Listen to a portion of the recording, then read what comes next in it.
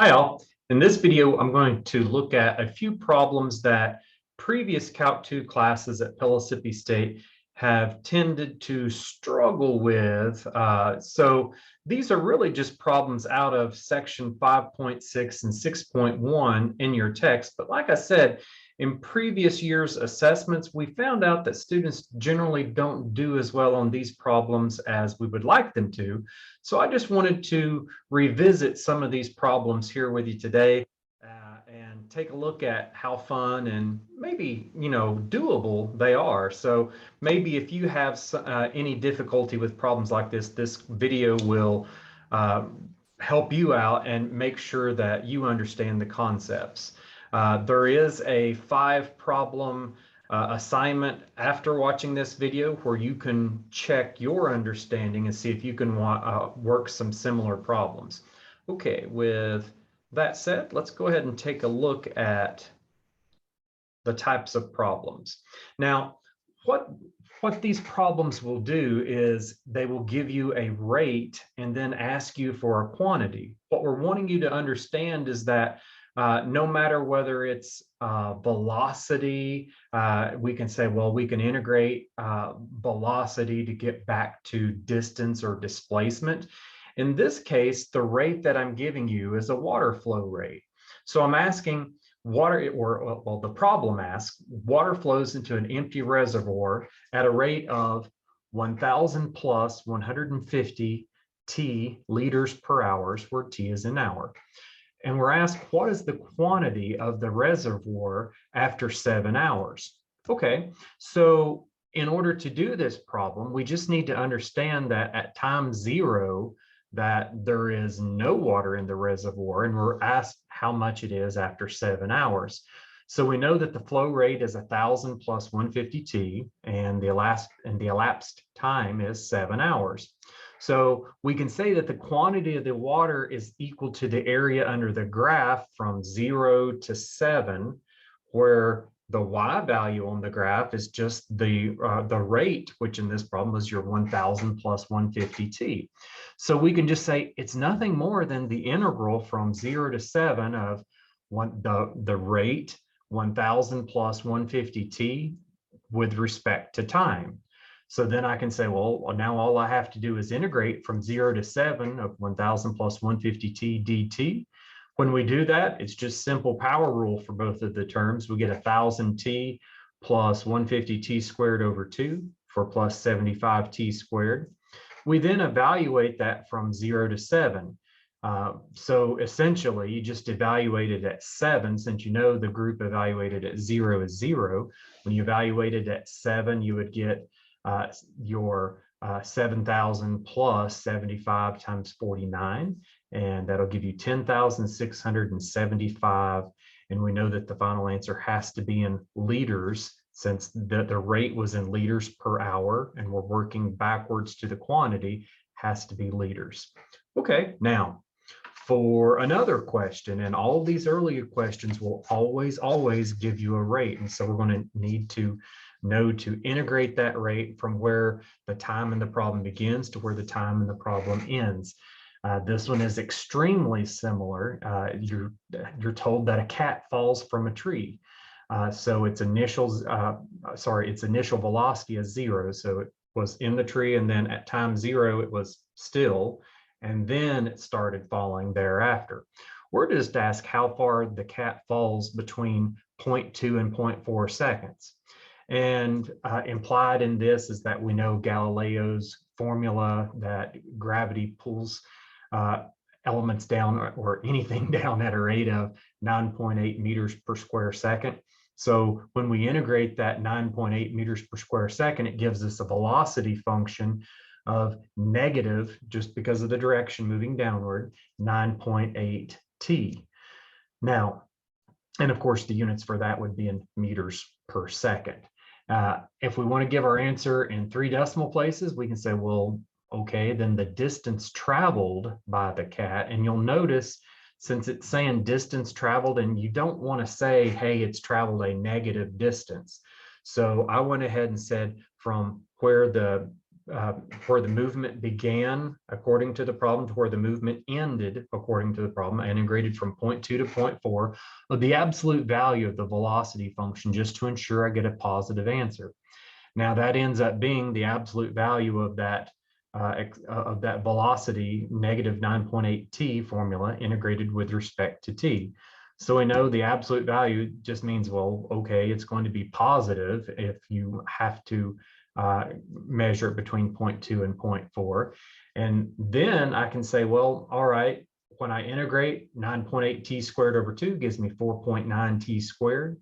We evaluate that from 0.2 to 0.4. So 4.9 times 0.4 squared minus 4.9 times 0.2 squared, you get your 0.588. And again, work backwards to the unit, of course, in meters, since our rate was in meters per second. So over this 0.2 seconds, it's traveled 0.588 meters.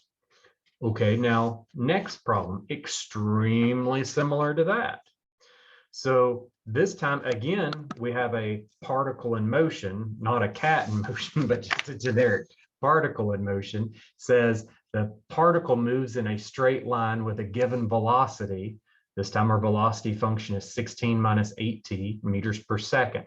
We're asked to find the displacement and the distance traveled over the time interval 0 to 9. So I like this question better than the last one because it's asking us to understand the difference between displacement and distance traveled.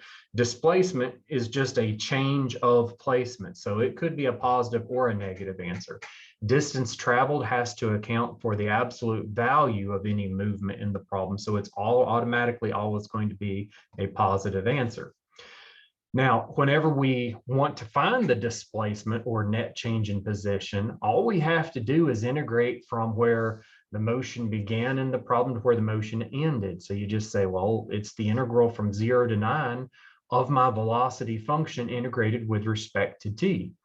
In this case, that gives me 16t minus 4t squared evaluated from 0 to 9. All you have to do is evaluate that at 9. You'll get 16 times 9 is 144 minus 4 times 9 squared. That's 4 times 81. When you do that 144 minus 4 times 81, you end up getting a negative 180. Now, I accidentally did not put the units there, but I should have. That should be negative 180, and the units in the problem would be meters. So I'll actually write that in because I would want that there. So negative 180 meters is the displacement. So whether that's to the left or downward, it's 180 meters in the negative direction from where the position began. But now if we want to talk about total distance traveled, it's wise to go ahead and set your velocity function in the problem equal to 0. So 16 minus 8t is 0 when t is 0. So now when I think about that, I can say, well, then the velocity function is always positive. It'd be 16 minus a number smaller than 16 for any value less than 2, but the velocity function would be negative for any t value after 2 because you'd be subtracting more than 16. So when I go in to find out the distance traveled in this problem, I can say, well, it's nothing more than the integral from 0 to 9 of the absolute value of the velocity integrated with respect to t. But in this case, in order to make sure that that absolute value is only accounting for positive values, then I'm going to have to break it down and say, well, it's the integral from 0 to 2 of 16 minus 8t. And in that integral, I know that it's already positive anyway, so I don't need to do anything to it. The absolute value does absolutely nothing. So then I can say, well, between 2 and 9, the absolute value is taking the negative of the group because it's going to have to change it to become a positive sign. So I just handle that by just saying, well, let's subtract the region from 2 to 9 of 16 minus 8t. Since we know it's going to give us a negative answer, if you subtract that negative answer, it's doing what the absolute value intended and making it positive. So now it integrates the same way the problem with the displacement integrated. Both of our integrals end up being 16t minus 4.2t squared. When I evaluate that from 0 to 2, and then I subtract that same integral evaluated from 2 to 9, we end up with the answer 212. And again, this would be in meters, and I should have had that there. All right, guys. So now the key in this one, please remember the difference between displacement and distance. Displacement, it's simply the integral from where position begins to where position ends of your velocity function with respect to time. Distance traveled, you have to say, well, it's the integral from where motion begins to where motion ends of the absolute value. Then you need to go in and figure out when your absolute value is already positive and does nothing, when your absolute value is taking the negative of the group in order to make the answer positive, like it would do from 2 to 9. Now that was a pretty good problem. Up next, in section 6.1, we noticed some people were surprisingly having some trouble with the problems that's just looking at area between curves. And so, for example, if I ask you to find the area between the linear function 6x plus 8 and the quadratic function x squared plus 3x plus 2 over the interval 0 to 2, then automatically, and you'll notice I didn't draw it out. You don't have to draw it out. You could have, but in this case, you just say, I know at 0, this function is at 8. I know at 2, this function would be at 12 plus 8, it'd be at 20. So it goes from 8 to 20. Look at your parabola over here. It would start at 0, 2, which is lower than where this function starts off at 0, 8. And at 2, if you plugged a 2 in, you'd have 2 squared plus 3 times 2. So you'd have 4 plus 6 is 10 plus 2 is 12. Well, the other function ended at 20. So no matter where I'm at in this interval 0 to 2, the parabola is always going to be lower than the linear function. Now, again, you could have graphed that out and shaded the region in between the two, but I didn't want you to think you had to do a graph. All you have to do is identify top function, bottom function. Now, once you identify the top and the bottom function, all you have to do is just say, well, the area between the two graphs is always going to be from where the region begins to where the region ends, the interval from 0 to 2 of the top function minus the bottom function integrated with respect to x. And so now it's just some simple algebra. Please remember, anytime that you can simplify before you integrate, you should. So I went ahead and said this is going to be negative x squared. Then I would have 6x minus 3x is 3x. Then I have 8 minus 2 for a plus 6 in there. When I integrated that, term by term, negative 1/3 x cubed plus 3 over 2 x squared plus 6x. If you evaluate that polynomial between 0 and 2, well, again, you only need to really evaluate it at 2 since it's 0, it's worth 0. When you plug in a 2, you'll have negative 1/3 times 8 plus 3 over 2 times 4 plus 6 times 2. When you do that, you'll get your 46 over 3 for your final answer there. Now, a more complicated version of that problem, slightly more complicated, is where I would give you some functions like this. Now, this time I did go ahead and show the graph of it. It wouldn't really be necessary though. If I ask you to find the area of the shaded region bound by the cubic function x cubed minus 2x squared plus 9, and the parabola 3x squared plus 5x minus 16. So you're given the graphs here, but neither of these graphs show us what those intersection points are. So whether you graphed it out or not, you would need to find the points of intersections. Now, obviously, if you graph these in a graphing calculator, you can use second count 5 feature and find the values of these. I would rather do this by hand and say, well, okay, I need to set the first equation equal to the second equation down here. When I do that, I can see that it'll be easier if I pull all of the terms to the same side and get a 0 on the other side. So I said I have an x cubed minus 2x squared minus 3x squared gives me minus 5x squared. Then I bring the 5x over for minus 5x. Then I would have 9 plus 16 on the left-hand side. That's where the 25 came in. Now, I didn't show it, and I went from here directly to the factoring, but the way that you factor is factoring by grouping. You group the first two together, and you could pull an x squared out, and you'd be left with x minus 5. If you group the second two together, you could pull a -5 out, and again, it would leave you with x minus 5. And again, all of that's equal to 0. So from that, from these two terms, if this is my first term and this is my second term, I can say greatest common factor, they both have in common an x minus 5. When I factor that out, I would be left with x squared minus 5. Now, this is fully factored and set equal to 0. So we use the zero product property and say, okay, then my solutions for x are either when the first factor is equal to 0, which will give me x equals 5, or when the second factor is equal to 0, and that would give me x squared is equal to 5. And remember, if x squared is equal to 5, then x could equal the positive or negative square root of 5. So then when I look at my solutions up here, both of the intersections are right around the origin where x is 0. So x equals 5 means that they have to cross again on over here. Square root of 5 occurs before that. So I know that this is the negative square root of 5. This is my positive square root of 5 here. So I have the x values. This is, again, I could label it on my graph up here, the negative square root of 5 up to the positive square root of 5 for the x coordinate of the two intersection points.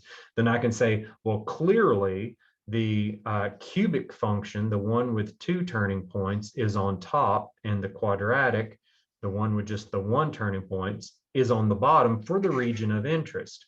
So then I can say, well, all right, then all I need to do is integrate from where the area begins at the negative root of 5 to where the area ends at the positive root of 5 of the top curve minus the bottom curve. And again, top has to be the cubic, bottom has to be the quadratic. So I can say, okay, now when I simplify, I'll get x cubed, then minus 2x squared minus 3x squared from minus 5x squared. I'll have a minus 5x, and 9 minus the negative 16 gives me the plus 25. Same thing as what I had up here when I combined them. Integrating that with respect to x, it's just power rule term by term. X to the fourth over 4 minus 5x cubed over 3 minus 5x squared over 2 plus 25x. And you're evaluating that from the negative root of 5 up to the positive root of 5. And you'll notice here, I got the answer of 100 on the square root of 5 over 3. You would need to be careful in this problem to make sure that you do, or that you can get an exact answer.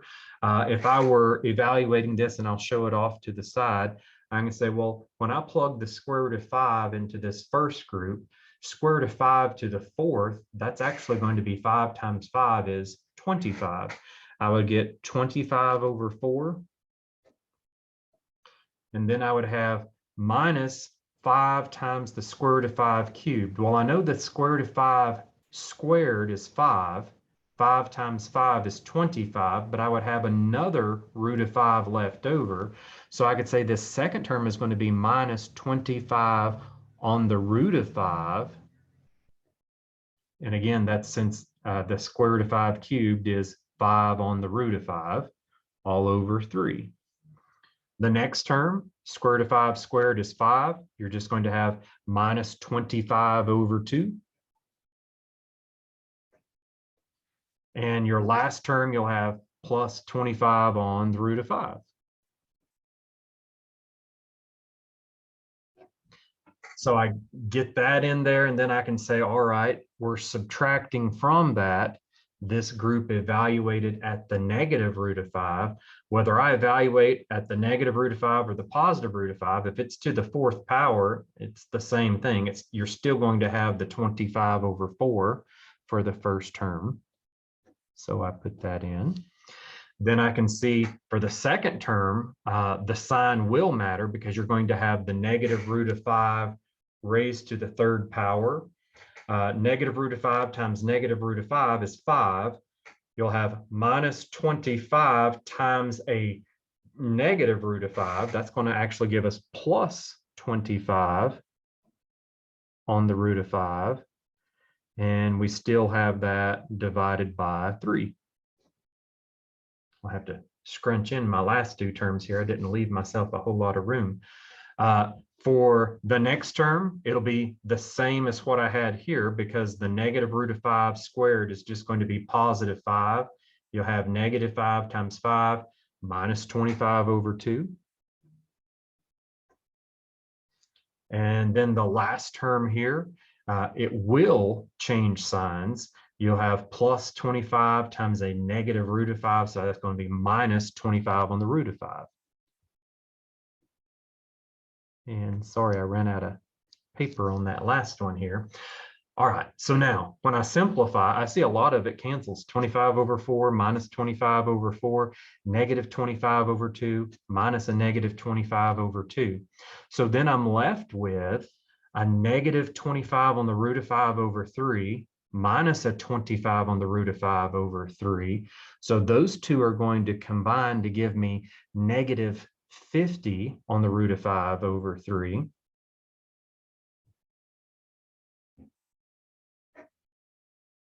And then for my other terms, I'll have plus 25 on the root of 5, and then minus a negative 25 on the root of 5. And those will combine to, again, give me plus 50 on the root of 5. So in order to get to my final answer over here, the nice answer, all I said is that, well, I could collect these two if they had the same denominator. So the second one, all I would have to do is say, well, I could divide that by 3 and multiply it by 3 up here in the numerator. And that would give me 150 on the square root of 5 over 3. So I have 150 on the square root of 5 over 3 minus 50 on the square root of 5 over 3. That's going to combine to give me my 100 on the root of 5 all over 3.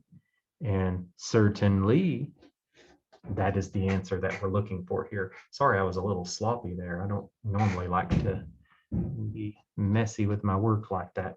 Now, hopefully this has made you feel a little bit more comfortable with these types of problems. And again, doing these problems because in prior years, we've noticed that this is a weak point at the end of the year for some students. They're not quite comfortable with these. So I just wanted to review and look over these and now give you an opportunity to try some similar problems. Let us know if you have any trouble.